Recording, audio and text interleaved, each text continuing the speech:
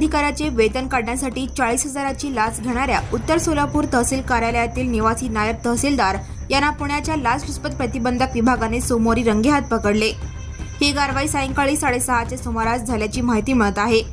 चंद्रकांत काशीनाथ हेडगिरे वय 52 असे अँटी करप्शनने ताब्यात घेतलेल्या निवासी नायब तहसीलदार यांचे नाव आहे। तक्रारदार मंडल अधिकाऱ्याचे वेतन काढण्यासाठी हेडगिरे यांनी 60,000 रुपयांची लाच मागितली होती। तडजोडी अंती 40,000 रुपये ठरले ते घेताना सोमवारी रंगेहात पकडण्यात आले। हेडगिरे यांना ताब्यात घेऊन सोलापूर शहरातील अँटी करप्शन कार्यालयात पुढील कार्यवाही सुरू आहे। विशेष म्हणजे पुण्याच्या अँटी करप्शन विभागाने ही कारवाई केल्याचे समोर आले आहे। 2 दिवसांपूर्वी सोलापूर शहरातील मंडल अधिकारी अँटी करप्शनच्या जाळ्यात सापडला अशी जोरदार अफवा पसरली होती, परंतु ती अफवाच निघाली।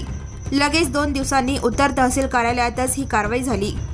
Subscribe now and press the bell icon. Never miss an